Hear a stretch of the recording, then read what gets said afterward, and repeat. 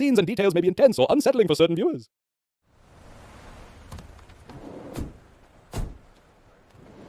Welcome to the Cartel, where power, danger, and cash runs everywhere.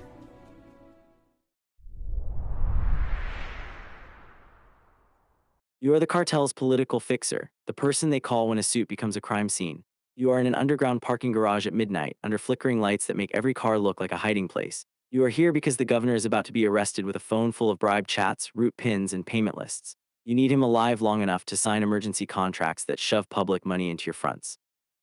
Then you need him gone before prosecutors can pull words out of his mouth. Your burner buzzes with boss on the screen. The handler's voice is already cutting through your earpiece. Keep him breathing. Get the signatures. Erase him. The governor stands by a concrete pillar like he owns it, shirt wrinkled, eyes dry. Two of your security men hover close, hands near their waistbands. A driver waits in an idling sedan, engine low, ready to bolt. You step in tight and take the governor's smartphone straight out of his hand. No negotiation. His fingers clamp down and he tries to yank it back. You twist his wrist just enough to make the lesson clear. One of your men slides his pistol from waistband to palm when headlights sweep the aisle. The governor doesn't plead. He studies you like he's pricing you. Notifications pop across the screen. Names, numbers, photos, maps. Everything that can hang you. Your handler keeps counting the night in your ear. Prosecutors are moving. Rivals are sniffing. Police are selling roads by the meter. You thumb the lock button to kill the screen, and that's when you see it. An audio recording timer already running, ticking up on the lock screen. The governor's jaw tightens like he expected you to notice. You feel the floor tilt. He wasn't caught with evidence. He brought it. You shove him into the back seat and slide in after him. Neat. The cabin smells like vinyl and panic. Streetlights strobe through the tint. The dashboard glow paints your gloves blue. You grab his hand and force his thumb to the sensor. The phone unlocks. You start deleting threads fast. Bribe chats first, photos next.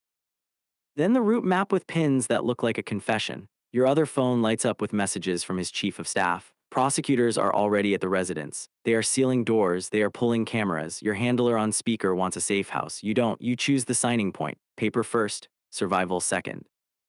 You tell the driver to reroute. The governor watches your hands. Calm, too calm. He tells you backups exist. He tells you two people already have copies. He drops names like he's reading your obituary. Your burner vibrates again. A rival faction message lands like a brick. Deliver him by 0200. You reach into the seat pocket and feel the zip ties. You don't use them yet, not with someone this composed. The driver checks the rear view, eyes wide. He's realizing this isn't cleanup. This is containment. Then another text appears, this one from a dirty police commander. Checkpoint ahead, pay or park. You look at the governor's face in the phone's reflection. He looks back like he's already decided who dies. Floodlights hit you under the overpass. Patrol lights spin blue-white across metal and skin. The sedan rolls to a stop like it's been trained. You step out into the glare with a cash packet in your palm. The dirty commander waits with two officers, posture loose, eyes sharp. His radio mic hangs open, ready to spill your night into the air. You hand him the money without flinching. Thick, band-wrapped, heavy enough to buy silence for 5 minutes. He starts counting fast, greedy, efficient. You lean to the rear window and pull the governor's face into view, just enough, not a hostage display. A warning, this is the kind of passenger that ruins careers. The commander's eyes change. He leans closer, trying to confirm. One officer's hand floats near his radio. You speak loud on purpose so the open mic can drink it. You tell your driver a destination you have no intention of using. You say it like it's locked in. You want ears to chase the wrong road. The commander finishes counting. He gives a sharp wave through like he's swatting a fly. The sedan moves. As you pull away, you watch the checkpoint shrink in the mirror. The commander doesn't look satisfied. He looks like he just learned your name matters. Your phone buzzes. Next time costs double. Also, someone is asking for you by name. You slide the governor's phone deeper into your pocket. It's still warm. It was recording. You killed the screen, but you don't know what it already captured. The governor shifts beside you, relaxed like a man in first class. You taste metal in your mouth and realize the city is not a map tonight. It's a funnel. You reach the courthouse lot edge where sodium lamps make the wet asphalt shine like oil. Government vehicles sit in rows like sleeping animals. The notary waits with a briefcase, eyes darting, shoulders up. He was promised cash and anonymity. He got you instead. You guide the governor between parked cars into a strip of shadow. Your security man holds an umbrella low like a shield, hiding hands and angles. Two plainclothes watchers linger across the lot. They pretend to smoke. They pretend not to look. You press your pistol under the notary's briefcase. Low, hidden, close enough to remove doubt, you order him to open the stamp kit. He does, hands shaking, ink pad out, seal ready. You place the pen into the governor's hand and force the page sequence. Highlighted lines, initial here, sign here. Again, your handler counts down in your ear like it's a bomb. The governor signs slowly, on purpose, dragging the pen like he's enjoying the sound. The notary stamps. Authenticates, sweats. The watchers shift their stance, interest rising. The governor leans just enough for you to feel his breath. He tells you he's not signing for you. He's signing to buy a plane. Your stomach drops. The ink dries anyway.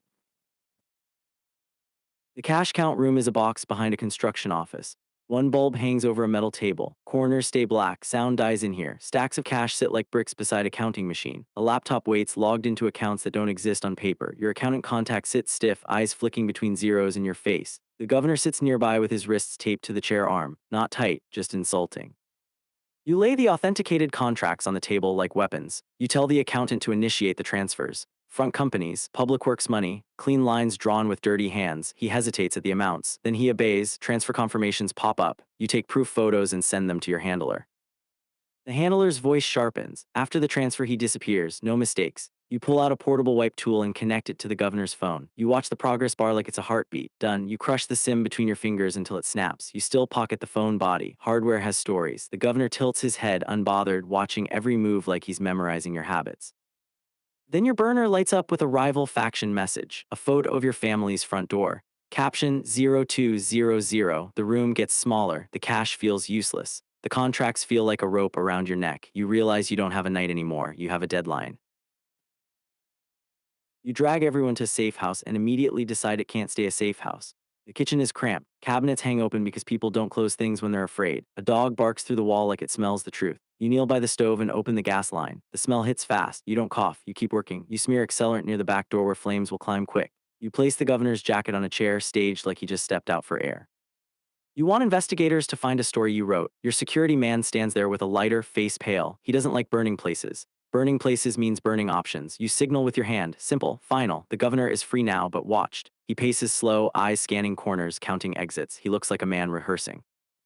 He stops near the sink, coughs once, and you catch a flicker of movement. He slides a tiny memory card out from his sock. He hides it in his mouth like it's a prayer. You feel the air shift. That's not panic behavior. That's insurance.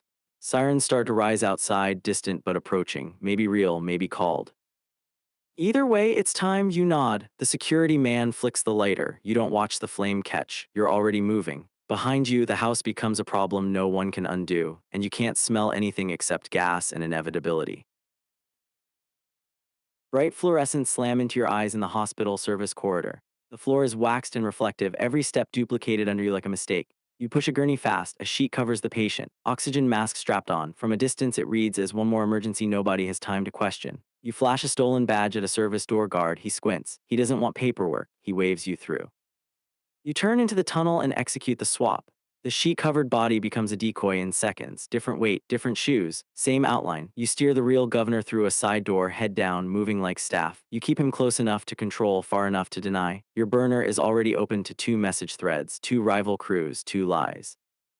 You text one crew door A at 0148. You text the other crew door B at 0152. You send just enough confidence to make them commit. A nurse rounds the corner with supplies and stops when she hears voices rising ahead. A guard shifts his stance. The air thickens with that pre-fight quiet. Then the first crew appears at the far end. Then the second crew appears behind them. They freeze when they see each other.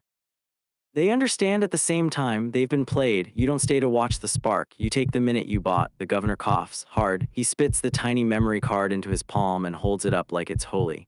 He tells you this is the real phone. Your throat tightens. You wiped a device. You didn't wipe the truth.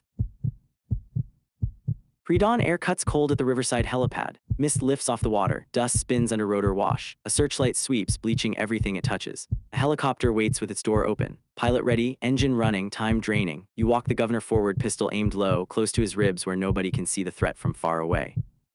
Your handler screams through speakerphone now. Kill him, do it now, end it. Your other phone buzzes with rival pings like a heartbeat. Deliver him. Deadline, you stop at the skid line and put your hand out. You demand the memory card. The governor doesn't flinch. He holds it between 2 fingers like it's a key. He reveals the part he's been saving. He already sent copies, not to prosecutors, to a higher faction. The kind that doesn't ask permission, oversees protection. New name, clean life. He tells you this night was never about survival. It was about leverage. You look at the pilot. The pilot hesitates. You shove a cash bundle into his chest pocket and the hesitation turns into obedience. Behind a fuel drum, a rival messenger films on a phone. The lens is pointed at you, steady, hungry. This is the moment that will be replayed, slowed down, analyzed. You can kill the governor and lose the evidence anyway. You can obey your boss and still get buried by the copies, or you can keep him moving and try to control where the damage lands. You make the risky choice. You force him into the helicopter. The governor's mouth curls into a thin, satisfied smile. That's the first real emotion you've seen. The helicopter lifts. Wind slaps your suit. The searchlight swings away. Your phone vibrates with one text from your handler, marked. The sound of the rotors fades, but the word stays loud. Dawn turns the backroom gray through cheap blinds. A desk lamp spotlights paperwork like an interrogation. You are alone now, sleeves rolled, gloves gone, your hands are stained with ink and soot. Proof you did the job, proof you can't wash off. A muted television plays breaking news. The safe house explosion is labeled an accident. The governor is reported missing. Then the screen shows leaked contract scans. Notary stamps, clean circles, your pipeline, you feel your lungs lock. Those stamps weren't supposed to exist outside your hands. You feed your own ledger into a shredder. IDs. Receipts, old favors, contacts. The machine chews your life into strips. You pack a duffel by the door, passports, cash, a different future that already feels fake. Your phone lights up one last time, a blurred clip of the helipad. You guiding the governor, your low pistol, your choice, posted from an unknown account, time-stamped, permanent. You kill the TV. The room goes quiet except for the shredder finishing its meal. You consider calling your family, just one warning, just one goodbye. You don't, any contact becomes a map, any voice becomes a location. You drop the phone into the sink and turn on the water. The screen dies under the surface, but you know the footage is already out there, multiplying. You shoulder the duffel and walk out. You don't feel like you escaped. You feel like you survived long enough to understand the consequence. Some messes don't get cleaned, they get inherited.